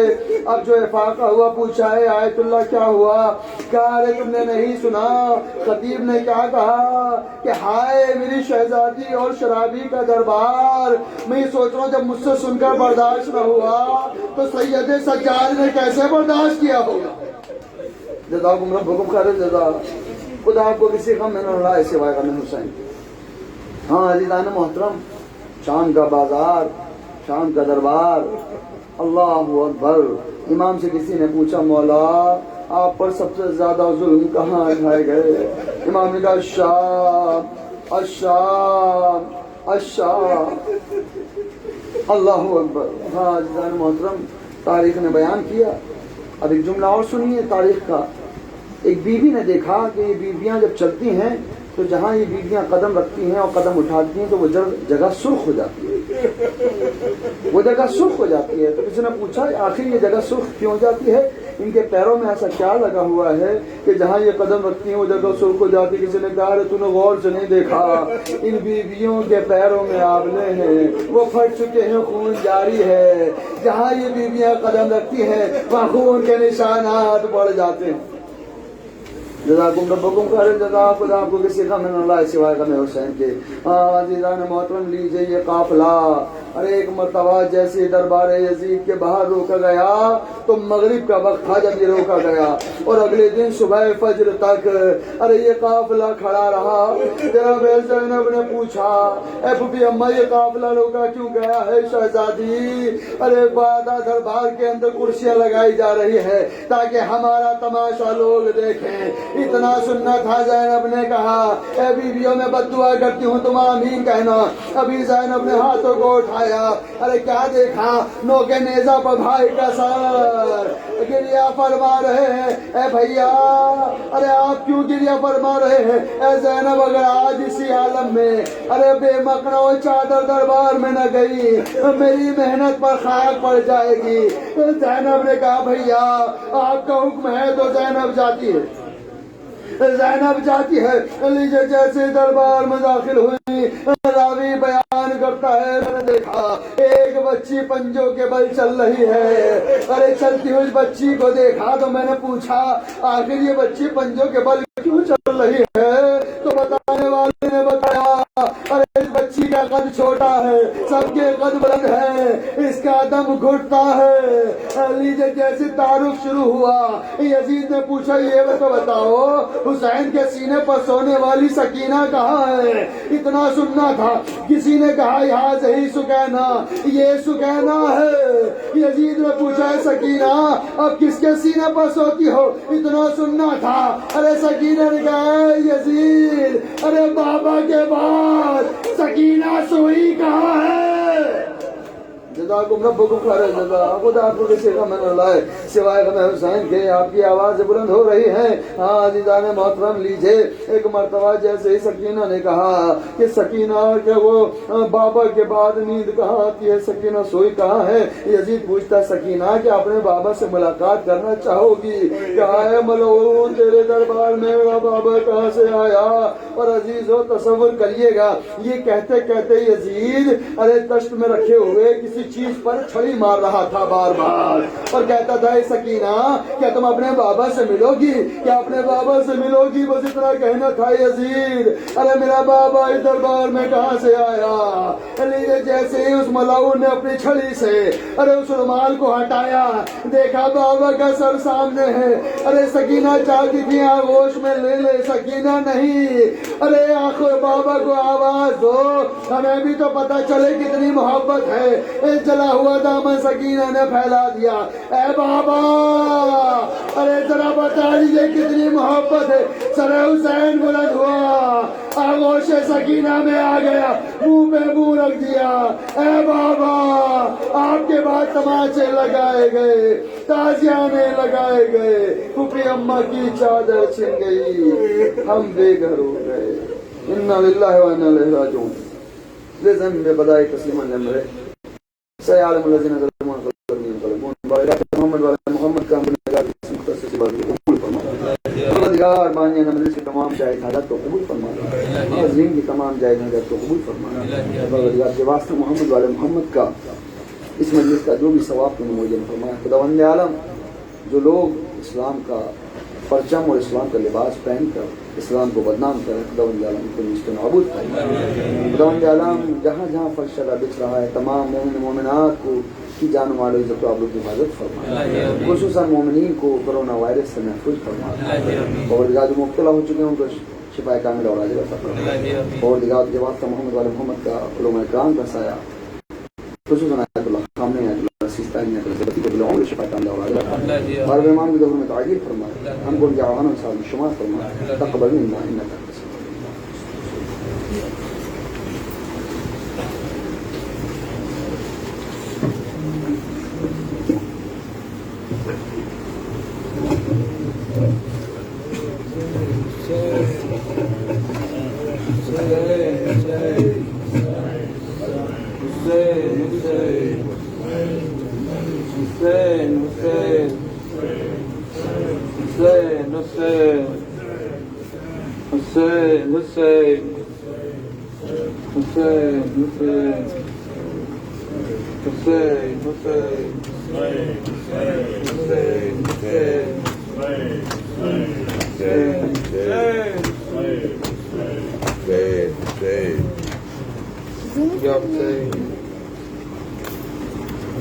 ہائے ہائے علی اصغر،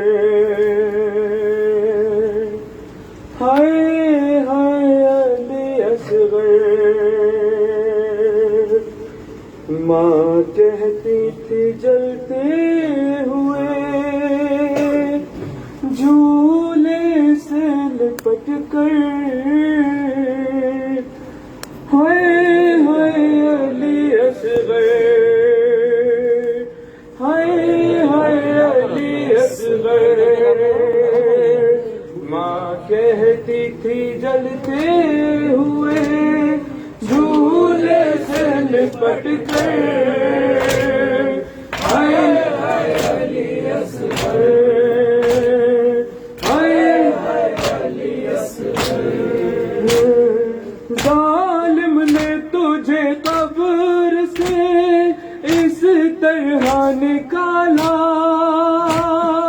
سینے پہ لگا جس گھڑی بیٹا تیرے نے को तेरे देख कर बोला सरे अकबर, हाय हाय अली असगर, हाय हाय अली असगर। माँ कहती थी जलते हुए झूले से लिपट कर, हाय हाय अली असगर, हाय हाय अली असगर।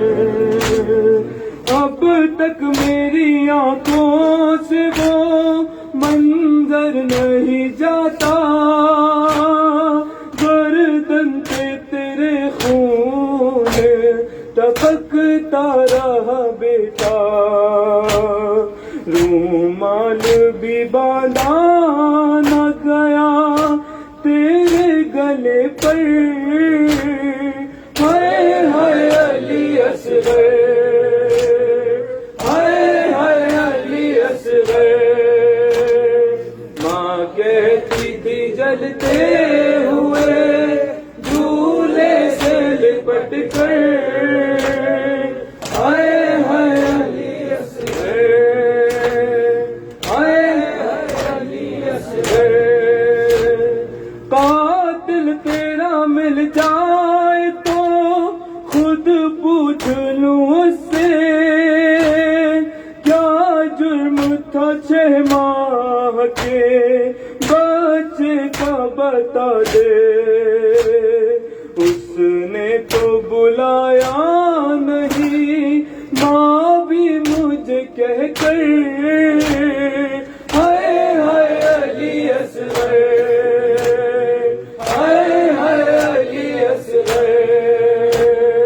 माँ कहती थी जलते हुए झूले से लिपट कर, हाय हाय अली असगर, हाय हाय अली असगर। जिस तीर से नाते को गिराते हैं जमीन पर, वो तीर लगानन से हलकुम पे आकर, तुम खून उगलते रहे बाबा से लिपट कर, हाय हाय अली असगर, हाय हाय अली असगर। माँ कहती थी जलते हुए झूले से लिपट कर, हाय हाय अली असगर, हाय हाय अली असगर।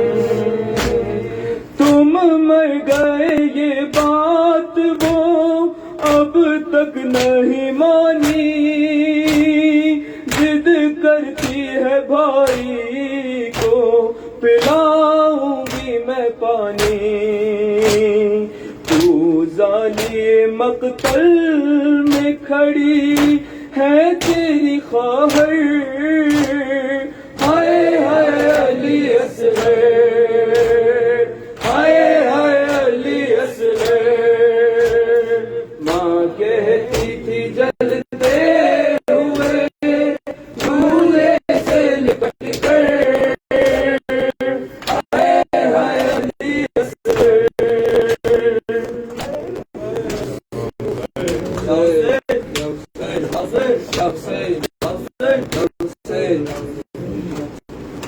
शह बोले न क्यों गम से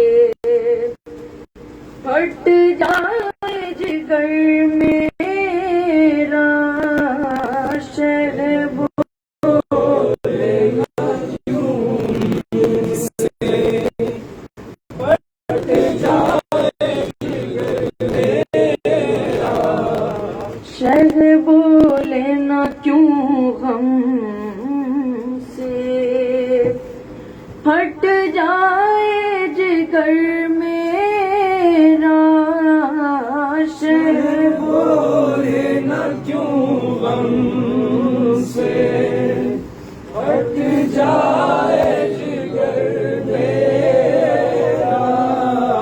आगे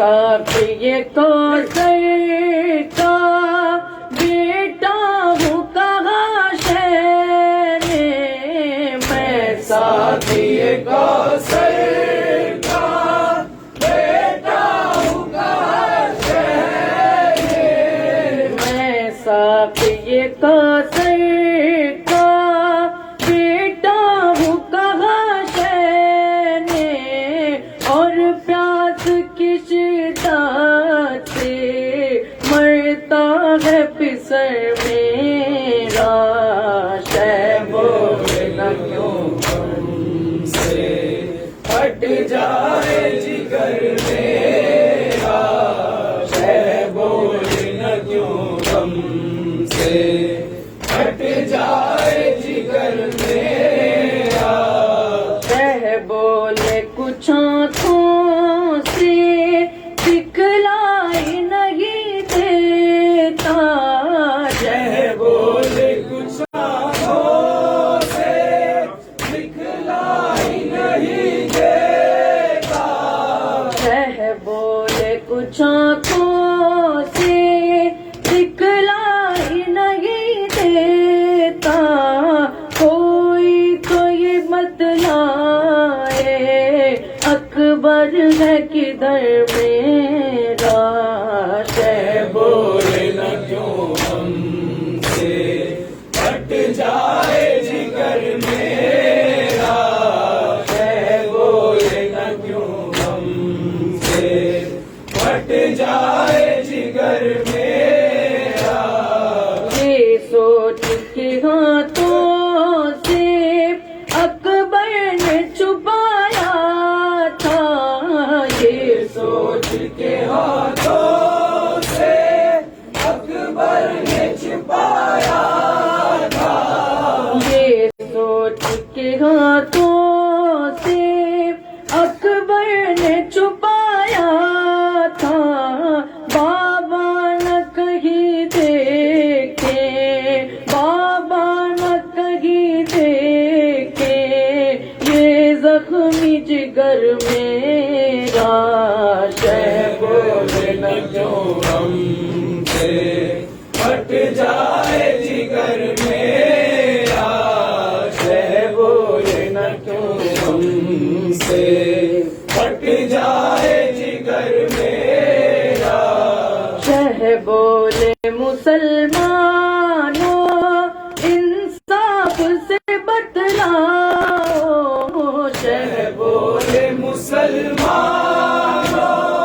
انصاف سے بتلاؤ شہ بولے مسلمانوں انصاف سے بتلاؤ کیا تیر کے قابل تھا کیا تیر کے قابل تھا ششماہ پسر میرا شہ بولنا کیوں ہم سے پھٹ جائے جگر میرا شہ بولنا کیوں ہم سے پھٹ جائے جگر میرا زینب یہی کہتی تھی مجبور ہوں میں بھیا زینب یہی کہتی تھی مجبور ہوں میں بھیا زینب یہی کہتی تھی مجبور ہوں میں بھیا میں تم کو کفن دیتی میں تم کو کفن دیتی بس ہوتا اگر میرا شہ بولنا کیوں ہم سے پھٹ جائے جگر میرا شہ بولنا کیوں ہم سے پھٹ جائے جگر میرا عاشور کے دن جو ہر ماں کی تمنا تھی عاشور کے دن جو ہر ماں کی تمنا تھی عاشور کے دن जा है हर माँ की तमन्ना थी, शबीर पे हो जाए, शबीर पे हो जाए कुर्बान पे सर मेरा शहबोल हट जाए जिगर मेरा, बोल न क्यों हमसे हट जाए जिगर मेरा। यासे यासे यासे यासे यासे यासे यासे लाशे अकबर तेरी खैमे में जब आई होगी, लाशे अकबर तेरी खैमे में जब आई होगी, लाशे अकबर तेरी खैमे में जब आई होगी, लाशे अकबर तेरी खैमे में जब आई होगी, तरामा को तेरी शक्ल दिखाई होगी, लाशे अकबर तेरी खैमे में जब आई होगी, लाशे अकबर तेरी खैमे में जब आई होगी, देख कर डूबी हुई सूरत तेरी, देख कर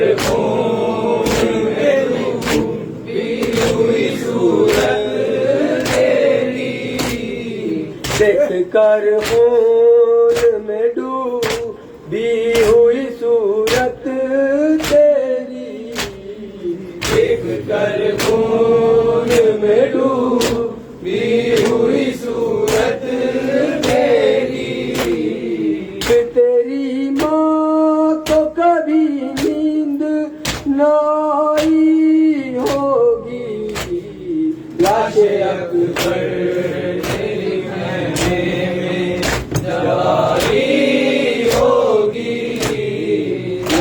अकबर तेरी खैमे में जब आई होगी, मैं गया होगा जिगर काम के मजबूर बदर, मैं गया होगा जिगर काम के मजबूर बदर, मैं गया होगा जिगर ताम के मजबूर बदर, रह गया होगा जिगर ताम के मजबूर बदर, बच जिस दम तेरे सीने में डराई होगी, लाशे अकबर तेरी खैमे में जब आई होगी, लाशे अकबर तेरी खैमे में जब आई होगी, घड़ी लाश बात भी तड़पा होगा, घड़ी लाश बात भी तड़पा होगा, घड़ी लाश बात भी तड़पा होगा, उस घड़ी लाश बात भी तड़पा होगा, जिस घड़ी से ने तेरी लाश उठाई होगी, लाशे अकबर तेरी खैमे में जब आई होगी, लाशे اکبر تیری خیمے میں جواری ہوگی. عید کا چاند جو ماں نے تیری دیکھا ہوگا, عید کا چاند جو ماں نے تیری دیکھا ہوگا, عید کا چاند جو ماں نے تیری دیکھا ہوگا, عید کا چاند جو ماں نے تیری دیکھا ہوگا. ہر نشانی تیری سینے سے لگائی ہوگی, لاش اکبر تیری خیمے میں جواری ہوگی, لاش اکبر تیری خیمے میں جواری ہوگی. وقت رخصت تجھے زینب نے جو دیکھا ہوگا, وقت رخصت تجھے زینب نے جو دیکھا ہوگا, وقت رخصت تجھے زینب نے جو دیکھا ہوگا, وقت رخصت تجھے زینب نے جو دیکھا ہوگا. تیرے چہرے سے نظر پھر نہ ہٹائی ہوگی, لاش اکبر تیری خیمے میں جواری ہوگی, لاش اکبر تیری خیمے میں جواری ہوگی. یہ گئی توڑ کے زینب کا کلیجہ ہائے, یہ گئی توڑ کے زینب کا کلیجہ ہائے, یہ گئی توڑ کے زینب کا کلیجہ ہائے, یہ گئی توڑ کے زینب کا کلیجہ ہائے. موت اکبر تجھے لینے کو جواری ہوگی, لاش اکبر تیری خیمے میں جواری ہوگی, لاش اکبر تیری خیمے میں جواری ہوگی. اب نہ آئے گا کبھی لوٹ کے بھیا تیرا, اب نہ آئے گا کبھی لوٹ کے بھیا تیرا, اب نہ آئے گا کبھی لوٹ کے بھیا تیرا, اب نہ آئے گا کبھی لوٹ کے بھیا تیرا. کس نے رودات یہ صغرا کو سنائی ہوگی, لاش اکبر تیری خیمے میں جواری ہوگی, لاش اکبر تیری خیمے میں جواری ہوگی. یا حسین یا حسین یا حسین یا حسین یا حسین یا حسین یا حسین یا حسین یا حسین یا حسین یا حسین یا حسین یا حسین.